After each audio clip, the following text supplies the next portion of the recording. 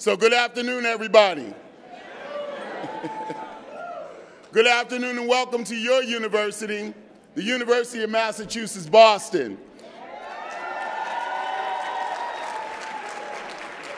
Now you know what it feels like to be at home. All right? Are you comfortable? All right, it's raining a little bit outside, but it's sunshine all over this place today. I'm so glad to see all of you here this afternoon. I know some of you are on your way on the highway, so when you get here, you might not get in, but that's okay. Our university community welcomes you, and we're so grateful for the opportunity to have this exciting event today. Now, there are a lot of special people in this room today, and so all of you are special, so pretend like I've already said your name, I've already made you feel special, and we can move on from there. I'm just grateful to see you. Friends that I haven't seen in a long time, thank you for that as well. Now, first of all, I want to thank Rick McCollum for joining us today. Rick? Yeah, don't try to hide over there. Working with George Lucas as executive producer, Mr. McCollum produced the movie Red Tails, parts of which we'll be watching together again today soon. Now, also, Mr. McCollum has worked with Mr. Lucas on other films that all of you are aware of, and you might have heard of, such as Phantom Menace, Attack of the Clones, and so on and so forth. So thank you for joining us today. We're so grateful to have you.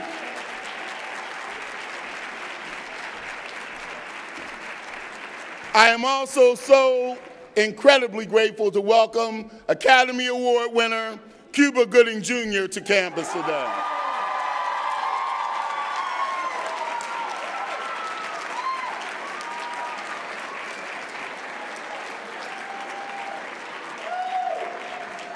You know, so when he rolled in, you're so used to seeing him on film, he rolls in and I'm like, what's up, bro?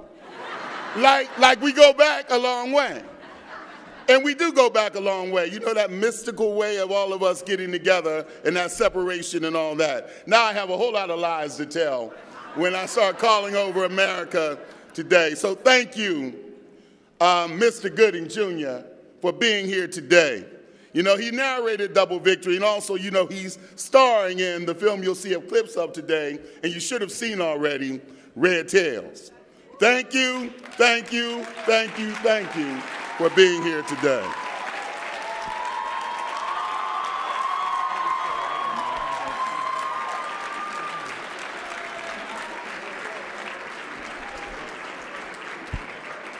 Another young man I want to thank for being here, Marshall Mitchell. He helped facilitate this whole event. It was a phone call. Hey man, I want to do this. I don't want these gentlemen to come in this city without coming to the University of Massachusetts, Boston first, and then going on over to Harvard or wherever else they got to do their thing. He's a young man who has had to go through the give and take of making this happen, and we're so grateful for that. And so our team at the University of Massachusetts, Boston, thank you for making this happen today as well. So we're proud of this opportunity. Our military history is going to be is represented here today. And I cannot leave this microphone without saying something about that. You know, this marks the 70th anniversary of the Tuskegee Airmen, the group of pilots who served with honor in World War II and fought as well against racism here at home.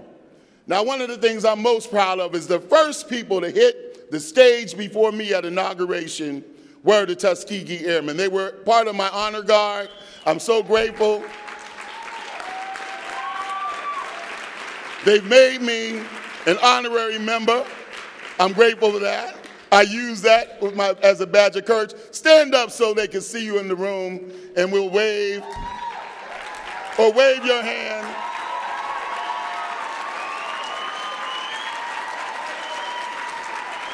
We owe so much to their bravery.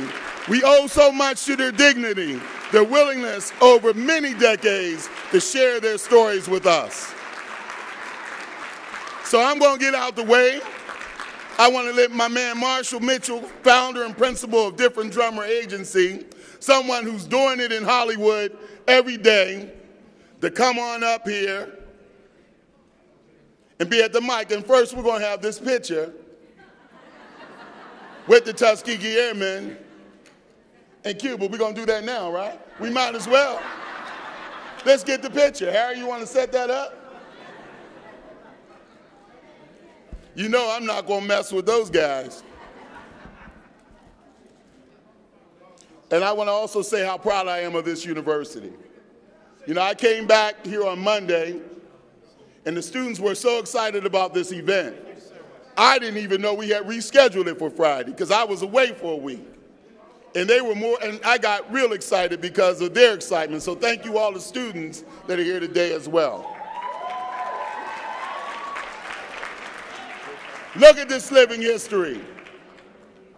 Living history coming up to the front. Thank you, gentlemen, and your wives and your families for being here today.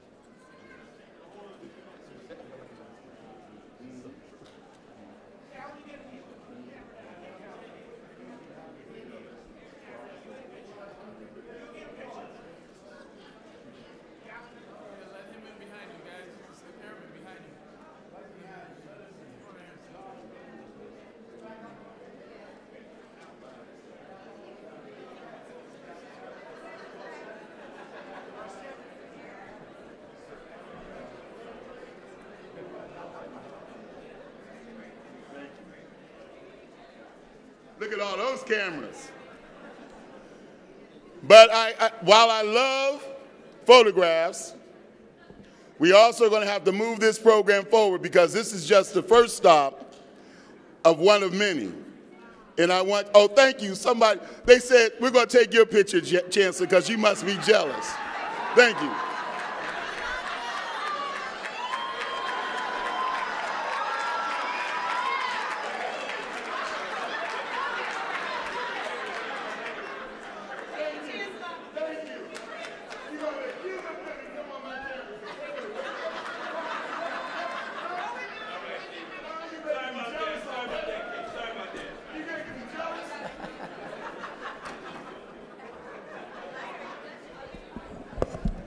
And there's water everywhere for you too.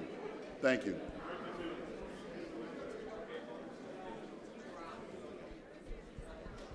All right, that was a huge success. Good afternoon. Hello. Good afternoon. Hello.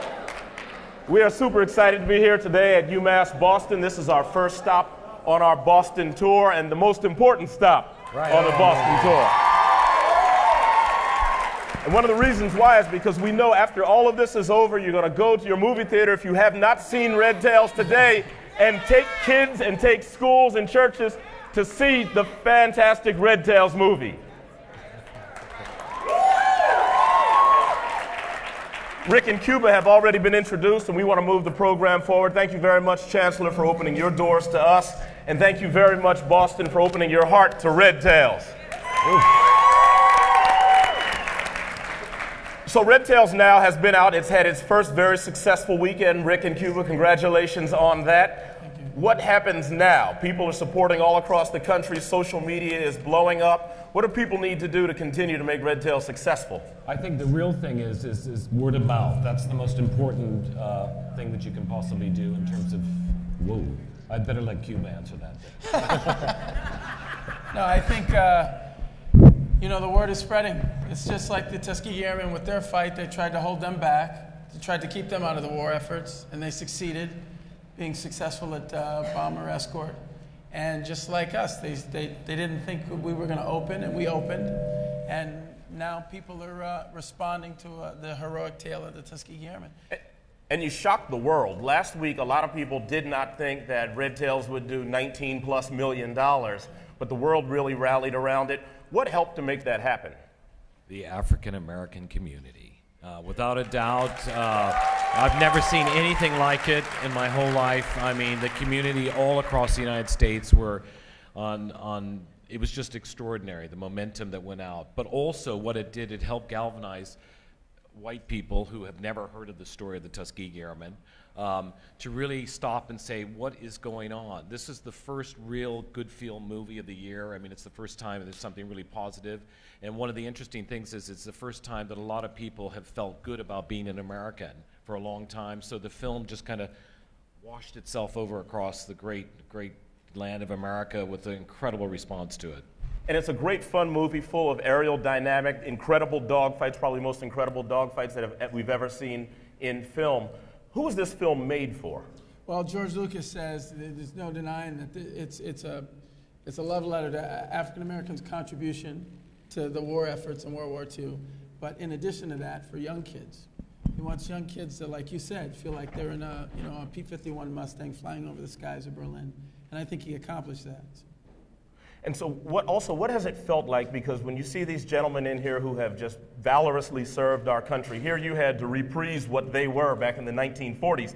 And you've done this enough. You go into a room with these guys, they are the rock stars. They really are the rock stars. I mean, the presence that these men exude.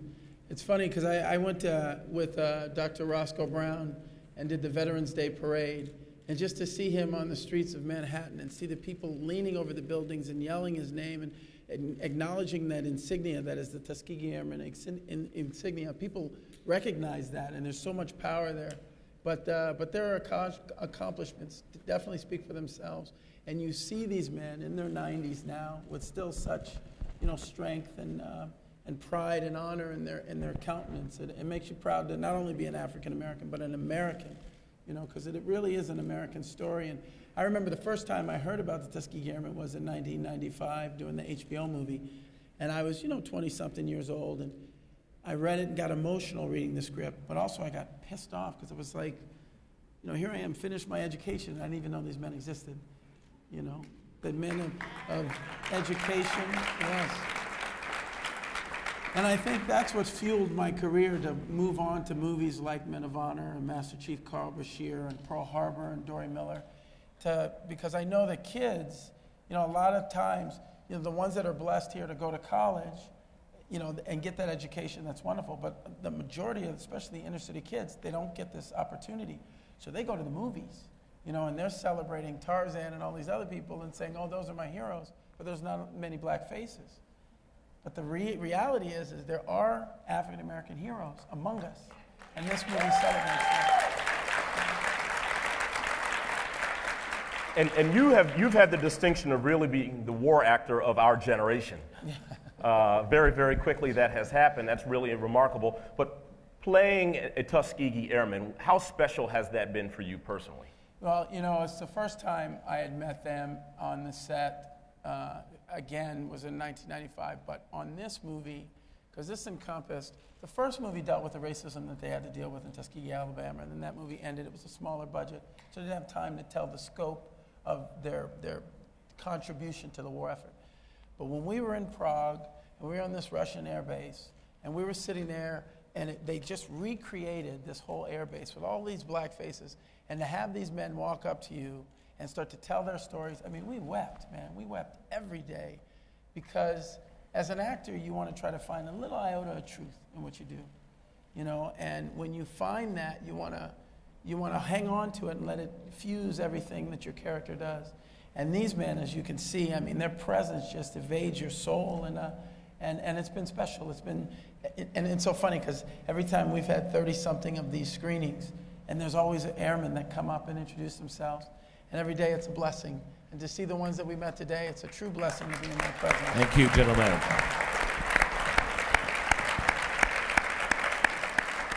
And Rick, I know you've heard more than once or twice, why did you do this? Because you're a white guy, you've had this tremendously successful career, you didn't have to do this. I didn't get the memo. He's got more soul than any of us, He sure does. But why was this film important for you to make? Well, George first told me about it in 1990, and to be honest, I had never heard of the Tuskegee Airmen.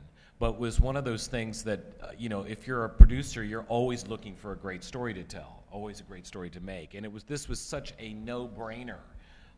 Once he described who the men were, the adversity that they had to get through, what they eventually were able to accomplish in Europe, and then, of course, the tragedy that befell them once they came back to the United States, to a country that didn't care.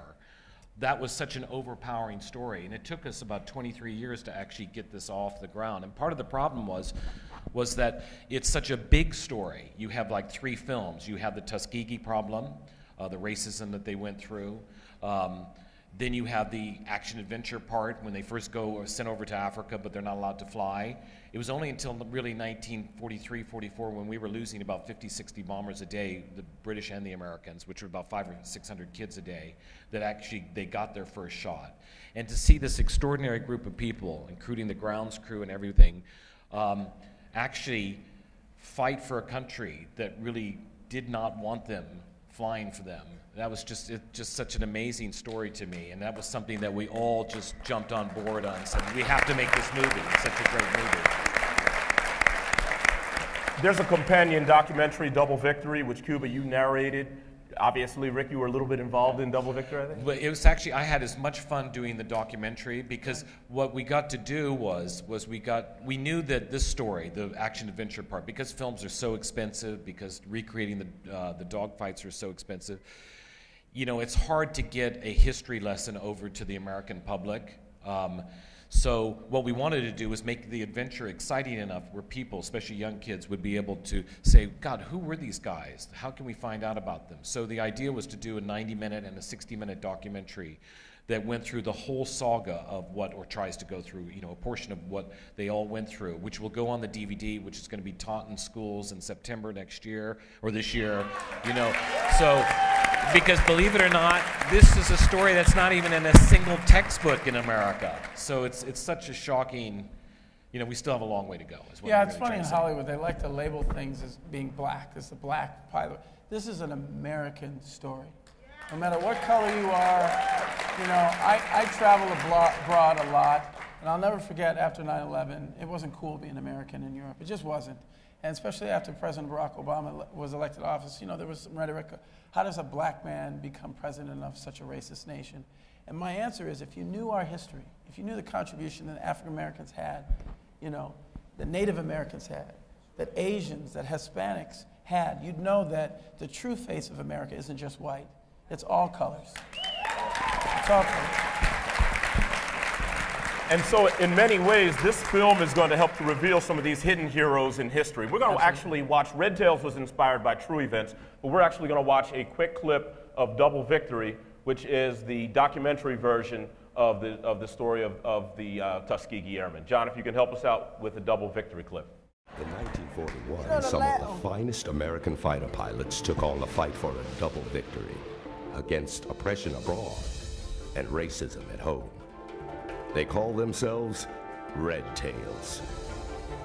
It was my duty and responsibility, my father did and my grandfather did, that the country's in trouble, you do what you have to do. We're as patriotic as anybody else. We wanted our chance to prove that we could do something. Your nation calls on you to die for your country, and you can't even sit down in a restaurant. It's not a pleasant feeling when you look and think, what am I volunteering to die for? I really didn't care whether it was segregated or not. I wanted to fly. Admission into the cadet training program required at least 2 years of college, at a time when fewer than 1% of African Americans had a college degree. Academically, they truly were the best of the best.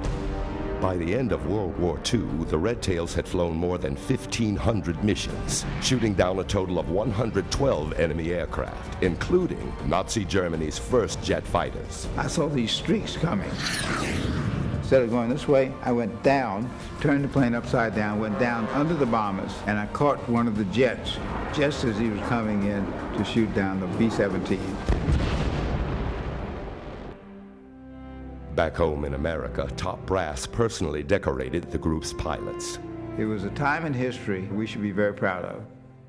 We set the star very, very high for anybody who's following us. We changed the world. The double victory had yet to be won.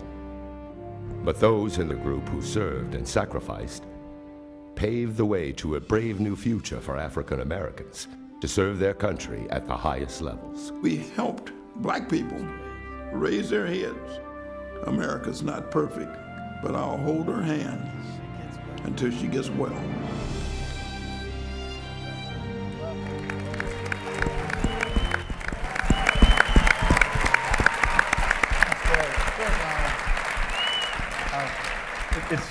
It's an incredible documentary, and the country owes you a huge debt of gratitude for your work on that, because I don't think there will ever be a time when children, white, black, Hispanic, Asian, will not know their history, this American history of the Tuskegee Airmen. Thank you very, very much. Let's hope so. And I know that was very serious, and that's on the History Channel and H2. So we certainly hope that you and your family tune in and watch that film, watch Double Victory when it is on the History Channel. But it's not just heavy stuff. This is hijinks. This is interesting. I've met everybody in the cast. They are at least modestly funny. Obviously, a little bit of hyperbole there. And they're hot dudes. They're hot dudes. They really are. They're really good dudes. All right, there you go. There you go. Nate Parker, David Aiello, you've got a great cast there. How much fun was it actually creating Red Tails? Every day was a fun ride. I mean, you think, like you said, Nate Parker, David Aiello, Neo, Method Man, Elijah Kelly. I was saving the best for last, baby. But all of these young black strong men can't compare with the beauty that is Terrence Howard. With his pretty green eyes and his succulent lips. Got a little too close to him, didn't I? He changed during the film. No, but it really, it's funny because Terrence and I, we made this pact that we would, we have to look after these young men, because we're the old men on the set. And a lot of the exploits of Benjamin O. Davis Jr. were our inspiration when we kind of pulled the characters together. But it's funny because this movie is a melting pot of African American actors from the past all the way to the future and bringing it together. I think this will be a nice pool to pull from moving forward with all the wonderful, talented actors we had in this film. And Rick, people have had a kind of bittersweet recollection of you in Prague. Because you're talking about why bittersweet? Something about a boot camp. Oh, yeah. Well, that was the early years. Yeah. It was it was very important. We had a fantastic director named Anthony Hemingway, and it was his first feature film. But he had done some extraordinary work on The Wire. He's also producing and directing Treme now, and also done some fantastic work on Battlestar Galactica. And when we first met, it was very important for us to really create a terrible experience for these guys, because first of all, we were shooting in Prague, which was an alien, country for most of the guys. They hadn't had a passport and they hadn't left the United States. There are tons of black people in Prague, right? No. There's three. Three. And they look well, I don't well, I like. No, in fact, we had to bring, we brought about 100 extras from London. Right. So it was and kind Africa. of crazy. And Africa. Yeah. But we did have this great Russian air base, as Cuba mentioned, just outside the city, where we recreated Ramitelli, recreated the base, and it was a fantastic experience. It really was. But this boot camp really unsettled people because, first of all, most of the guys had moved to L.A., so to be in a city where you didn't have valet parking was, already tough enough. What they do with their iPhones. And then you take their iPhones away, and then that's Exactly. almost like the worst thing you could do. And then to put them in 4 weeks of a boot camp, that was insane. You got to understand, at the time we started this movie, there was snow on the ground. So these kids were sleeping in tents in the snow and only allowed to take like a shower when rationed out. Like maybe one other day they'd take a shower, and they would be crying in the shower. I mean, they were like mentally broken down. It's like, this ain't how you make movies. It really was brutal, but thank God I was too old and I had to do none of that. So. You were an officer. I'm an officer. Different sets of rules. You're damn right.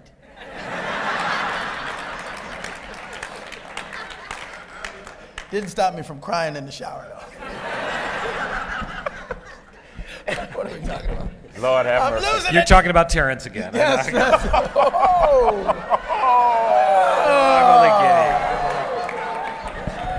That would be a black-on-black crime right there. You know what I'm saying? The brother ain't that pretty. So moving on. The fight scenes were incredible, Rick. And you know, we talked to Nate and others, and they really feel like now they're pilots. Yeah. How were you able to really create those incredible fight scenes? What did it take? How much money does it take to make those kinds of fight scenes possible? Sadly, a lot. But I'll tell you what happened. What we did was we had a wonderful pilot named Ed Shipley who flies P-51s out of Los Angeles, and we made sure that everybody got the chance to be in a P-51. And of course, what all good pilots want to do for people that they're trying to teach how to fly is they want to get them sick. And that was the deal. For the first day that they went out, they were put into G-forces they didn't even know existed. But they learned, they got to fly all day, and we continued that throughout the process of making the films. But one of the most powerful things for the guys was we had Roscoe Brown and Lee Archer and Bill Hollerman on the set the whole time we were making the film. And they would actually sit down with the guys every night and show them what it was like to be inside the cockpit, because we had a cockpit that had been rebuilt to exactly the specifications. So they each got a chance to sit in there and be taught by Roscoe, Bill, and Lee what it was like to fly, how it was to be able to move the flaps up and down, to take their stick and move it. It was an incredible couple of weeks of learning for them, but it really made a huge impact, and that with the boot camp bonded everybody in a way that I'd never seen on a film before. So talking to Roscoe Brown, one of the things I asked him, I said, was this how it was? And he said, it is as it was. Let's give you a look right now at one of the cast profiles done of Cuba from Prague on location for Red Tails. They all set? All ready, sir. Send them off. I heard that they were doing a movie about the Tuskegee Airmen, and I met with Anthony and just told him, I got to be a part of it. No matter what character, I don't care. I just think it's an important story to tell. My first love of film roles are these military film roles. I think it's the easiest way to say to men and women, you can do great things for this country. Questions, gentlemen? With this character, Major Emmanuel Stans, I would look at him as a coach.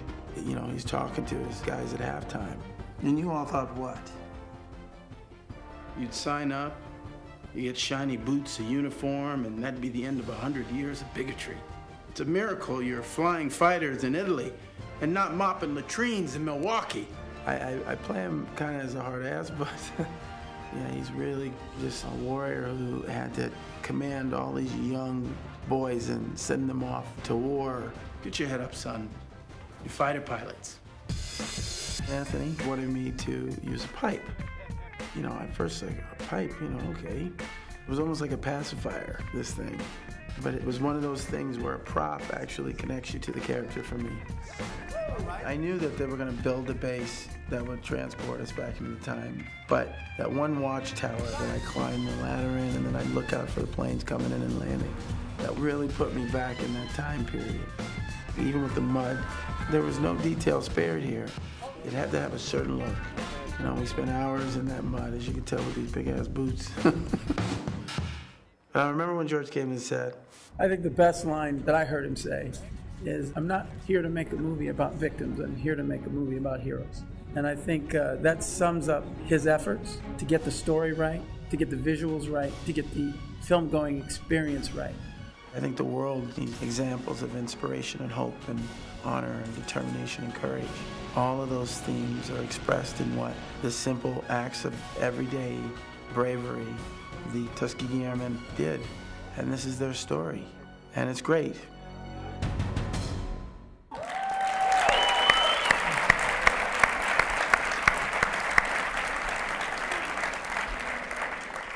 I don't care what you say, you're at least as hot as Terrence. Oh, all right,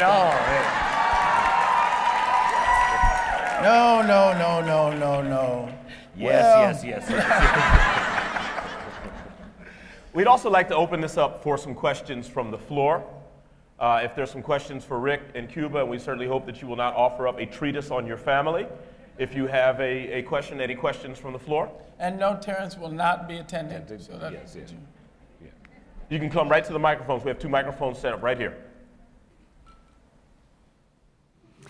Hello, I'm Carol Copeland Thomas. I am extraordinarily excited to be here because my dad was an airman. He passed away 20 years ago. Yes. Wilson Copeland and my brother, attorney Wilson Copeland, and I are going to be recording some stories about my dad because my brother is the historian of the family. And it's just really so good to have you here and to have the movie. I'm on social media telling everyone to go and see it. Do you have any other suggestions about how we can get the word out because the story is so important? I do. Take 20 of your best friends. You know, that's the only way films actually really work. It's so interesting because no one had any faith in the film last weekend. The industry itself was stunned and shocked, and their words. They never believed that anybody would go see the movie. In fact, I'm not sure if it's really relevant, but when we were trying to get the film off, no one would finance it. When we actually finished it and we showed it to all the studios, no one would release it. And it's hard to believe because it was not like it was our first film.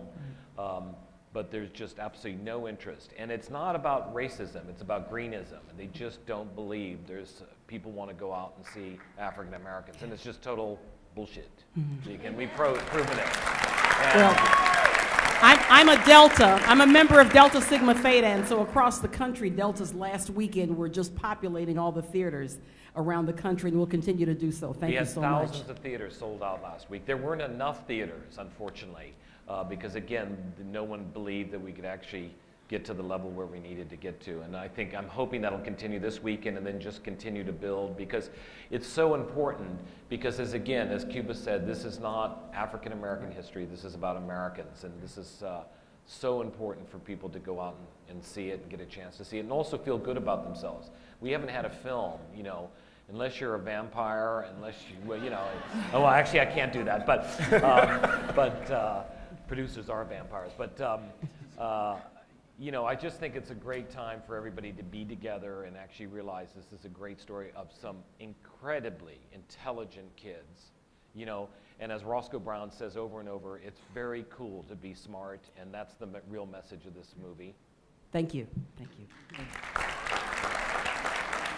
Hi, my name is Bee. I'm a graduate student here at UMass Boston studying public policy. And my question for you all is, well, first I must say, I'm going to see the movie this weekend. I didn't go last week because I knew it would be packed. But still, I'm going to go see it this weekend. But from what a lot of I've been reading, the role of women of color and the role of black women in general is not really touched on in this movie. And I want to just know, as you all were preparing for the film and in your readings, how do you see or what did you read about the role of black women in this time? And I think it's important that we talk about it because I feel like black women have been the foundation for this country, and we get sweep under the carpet all the time. Absolutely. And even in war instances, black women have played a significant role, and people don't talk about it. So that's why we want to do the prequel and the sequel. Okay. Can I be in it? Can I be in it? It was interesting enough. We were at the Ziegfeld in New York, and we had the big world premiere. And they had, like they have at all of these screenings, they had Tuskegee Airmen come up that we had met. And this old woman came up, and she shook my hand, and she said, "I am a Tuskegee Airman." So you have to remember, on the base, the air base, they were all black, all the personnel. So there were female Tuskegee Airmen there.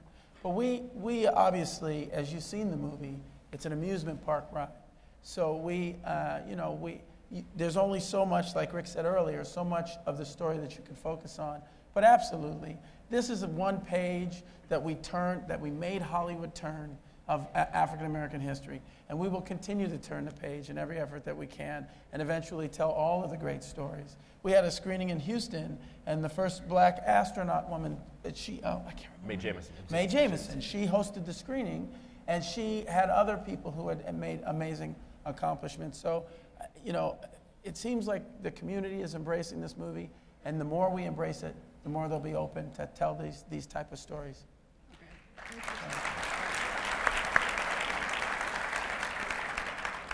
Hi, my name is Joyce Harvey. I did see the movie last Friday. I loved it. My only question is, how did they let you get away with having your tilted hat, even in front of the brass? It's movie. It's movie magic. Yeah.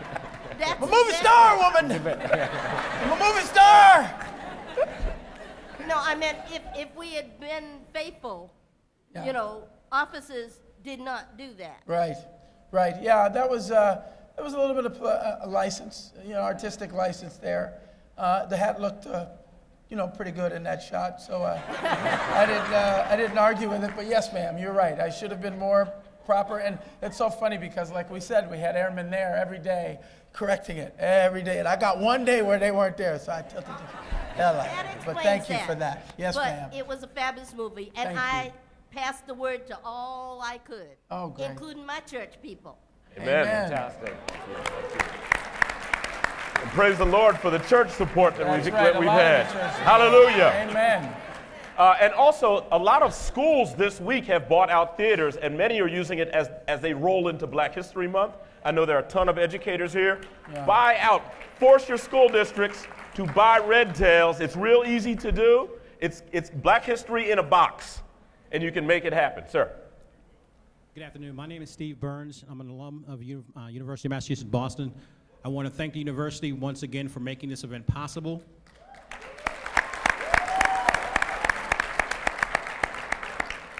I also thank you, gentlemen, for making your presence here available to us.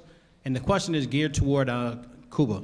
Of all the roles that you've had in movies, where does this rank in your professional life, and what was the most challenging aspect for this particular part that you played? Steady. You know, it's so funny.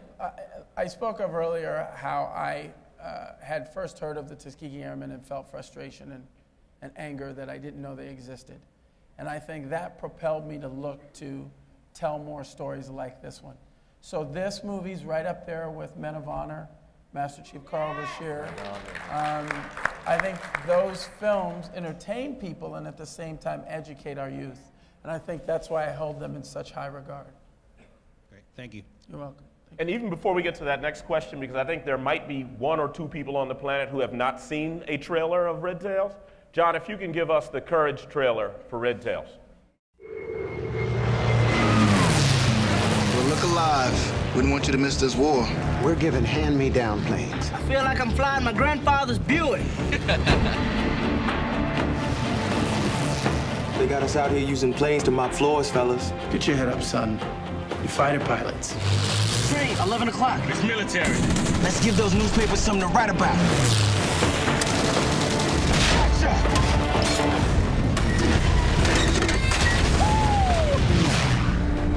We've done every low-down, dirty job you've handed us. You have not assigned us a single forward mission. You're just gonna have to suffer a failure. We have a right to fight for our country, the same as every other American. So you shut us down, or you let us fly. If I get you the mission, your men have got to come through. We need to change the way we fight. I need pilots who will put the bombers ahead of themselves. Can you help save lives? At all costs, you protect the heavies. Fighters, 4 o'clock. Stay with the bombers. It's a trick flying will only get you killed. Or make me an ace. Right like that. 8 German fighters or 80 still doesn't change what I think of you and your boys. We don't care. We count our victories. By the husbands, we return to their wives. By the fathers, we get back to their children. To the last minute, to the last man, we fight. We fight. Yes, sir. Junior, get out of the plane. How you like that, Mr. Hitler? The expectations placed upon you men are high. Heavenly Father, we ask that you send your angels down to surround us as we fly through the sky. Do adversity to the stars. From the last plane to the last bullet to the last minute to the last man, we fight. We fight. We fight. We fight. We fight. We fight.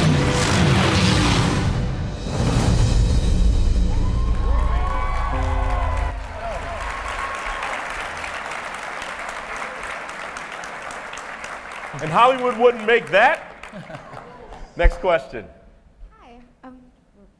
My name's Kristen Halbert. I'm a student here at UMass Boston, and I'm amazed that this movie got off the ground, and I'm so thankful for all the years that everyone spent on it. But I think of the small screen as usually where the African-American story is told, like through HBO films with Introducing Dorothy Dandridge and their upcoming film about the Loving versus Virginia case. So do you think that the only thing holding back black cinema in America through Hollywood is perceived audience interest, or do you think that it's anything more than that? It's all about the dollars. It really is. You know, we opened good here. Now we have to fight to open good this weekend, and then continue to open in the States, to maybe put it abroad. It's all about the dollars. I mean, we don't have the same money that the rest of the films. They have often 50 to 100% more that they're spending on television advertising, the rest of advertising. So we really have to depend on the kindness of strangers and get people to talk about it. But word of mouth is what really drives movies anyway. But George said a very interesting thing. He said, you know, if we open at $20 million, which is roughly what we did, we'll be there. We're safe for a while. And then if we can continue it the next week, we'll be good. If we do 35, 40, you know, Spike Lee will be able to make any film he wants to make. And if we do 50 or 60 million dollars, then there'll never be another white person in a film ever again. That's not true. Nah, you just bullshit. Yeah. Sir. Sir. My name is Ron Armstead. I'm a member of the William Joyner Center for the Study of War and Social Consequences, but here at UMass. But also I work with members of the Congressional Black Caucus in Washington, and I was proud enough to be on Congressman Rangel's staff, who actually engineered getting the Tuskegee Airmen the Congressional Gold Medal, which is the highest award that this government can bestow. And it was a tough fight, but the vote went through in a partisan House, 422 to 0, you know, so we ran up the score. But my comment is quickly this. Films clearly, to me, are becoming the new history lesson, right? Of course. Like Wallace Terry said, more people will see this film in the first day than will read any of the books written about the Tuskegee Airmen. And so you're doing an important role in terms of rewriting history, or writing us back into history. Even though you say it's American history, we've been written out. And so we're in the process of rewriting history and writing ourselves back in. And I want to applaud you for that. Lastly, I have a very simple request, because we're still fighting on certain key issues. You also played the role of Dory Miller. Yes, sir. All right, and I've had the pleasure of working with Congresswoman Eddie Bernice Johnson out of Texas, who actually met Dory Miller, is out of Waco, Texas. And she has been trying to contact you for the longest. Uh-oh. Do I owe her money? No, but she thinks that you can lend credence to her effort to get him the Congressional Gold Medal posthumously. Yeah. Well, so, if I may, I want to wind up. She emailed me her cell phone number and her chief of staff cell phone number. What a coincidence. So, may I give it to you? And you thought Hollywood was staged. That's it. That's it. Thank you. Thank you very much. Thank you. Yes, sir. Thank you very much. We've got time. Mr. Chancellor, we've got time for one more question. Wait, we've got enough time. You got enough time? We've got a couple more questions. Okay, well, all right. Yes, ma'am. Hi, how are you? My name is Katira Colon, and I'm a student at UMass Boston, and also a part of a Latino broadcasting TV station in Massachusetts. Hey! So, the Latinas. Ooh, Latinas! And my question... Yes, Lord have mercy. Good Lord. And I see that everyone has asked good questions, so I'm over here in line like, oh, they're taking all my questions. But I just wanted to ask you, what was your favorite part of the movie that inspired you a lot during the whole movie? I know everything is inspirational for you, but what was your favorite part? You're talking to me specifically? Yes, I'm talking to The you. favorite part of my experience. Be strong, brother. Be strong. 3 kids, married for 23 years. My favorite moment ever filming was sitting down and listening to them tell their stories and seeing the faces of the young actors light up and well up with tears and emotion. My next favorite was probably when Oprah Winfrey stood in front of that audience and was holding back tears, saying, you have to see this movie. This movie is part of our, the legacy that is America. And then my third favorite was watching Barbara Bush bawl when she watched the movie. Because that's how I knew that we affected so many people on a wide spectrum. And I know you guys have heard us say this over and over again, but your legacy is so healing for all Americans. It really is. And the more people that know about you, yes, the more people that know of your accomplishments, the more healing that you've accomplished. So bravo again and again and again. And maybe 4th Obama. Oh yeah, and then of course the White House screening with President Obama. That was pretty awesome too. We had some airmen there, and he stood up and he said basically what we're all saying about these airmen, and it was amazing. It really was amazing. Thank you, Sir. and I wish you the best in the Well, rest thank of the you, movie. girl. Thank you. Hi, my name is Eric Downey. I'm a freshman here at UMass Boston. First of all, Cuba, big fan. Snow Dogs, one of my favorite movies. All right. I'm old. I'm old. Even the kids. I get the kids too. But after hearing you say that you talked to these men, you heard their stories. My grandfather was in the Navy for 30 years, captain of the Navy. I heard his stories, and they're just so inspirational to me. And then I see movies like Glory with Matthew Broderick and Denzel Washington, and I see Men of Honor. Can you think that, and don't be too modest to say so, that this may be one of the most influential movies, like war movies ever? Well, when we did the first one, we only had $2 million, and we were flying in the planes, and they had the crewmen going, and it was like that thing, and I was like, and it was on HBO, so it was like a very limited audience that had to pay to see the movie. This was George Lucas putting up $100 million of his own money and trumpeting it to the world, don't ignore these men. So that in itself, I think, is the most significant contribution that I've made so far towards us celebrating our servicemen and women. And I even say this, we were in Colorado Springs, Colorado with the airmen, at the Air Force Academy, and I was saying, I don't care if you're a male or a female or white or black, this is our love letter to you, because you fight and die for us and our freedoms. And I want you to understand that. And the gentleman that gave me the phone number earlier stated how we have been ignored in our contribution in the fight. But every single war effort, from the Indian Wars or Native American Wars all the way to the Civil War, has always had African Americans die for their country. And if we can acknowledge that, then we've done a little bit of our job. I had a father figure of mine pass away, John Suttles. He was a Marine, fought in Vietnam. He's a white man, and he's my main inspiration. So if he can be my main inspiration, then hopefully the Tuskegee Airmen can be a main inspiration for an Asian man or a Hispanic man.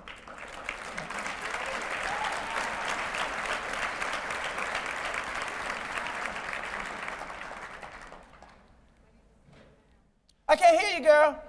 I'm sorry, darling. My name is Selena Allen Sharp. Every question I've ever wanted to ask, someone else has asked before me. So I just have one. Is it possible for me to have a personal picture with the three of you? But only because you're wearing a red tails coat. I'm sorry. I'm sorry. It's because you're in all red That's my tails. favorite So color. that's All righty, so just shout out Selena when you're ready. So now when she said that, and I know there's probably a couple of you, so But I maybe asked two first. more questions, and then we'll take some pictures, because we really have to get to the, we don't want to What's piss that? all the other universities off, do we? Forget it. Let's stay. I knew you were going to say Thank that. you. And I'll be in trouble. Yeah, exactly.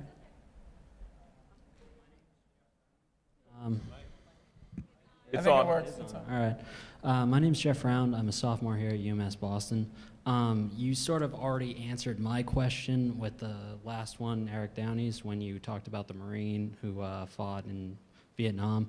But my main question was, other than trying to tell the stories of African Americans who fought in wars and all that, were there any other main inspirations that actually led you to do all of these movies? Because I've seen Men of Honor. I want to see Red Tails. I actually just saw the preview for it today, so I'm actually pretty excited to see it. Great. So, Where have you been? I don't know. You've been studying. He's been at the Underworld probably. screening. No, I'm kidding.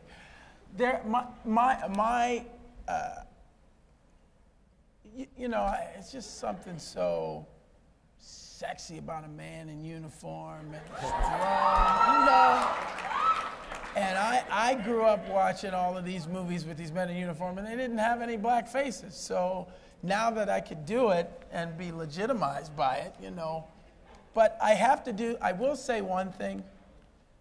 We grew up, when I was very young, my father was a successful singer, and then my mother and father divorced, and we were homeless for a while. And my mother had to be the mother and the father and hold us together. So if there is one main inspiration in my life, it's that black woman, Shirley Gooding. She's the one that has shaped me to be the person that I am today. So, and I think that's it. Some pictures. Works for us. There you go.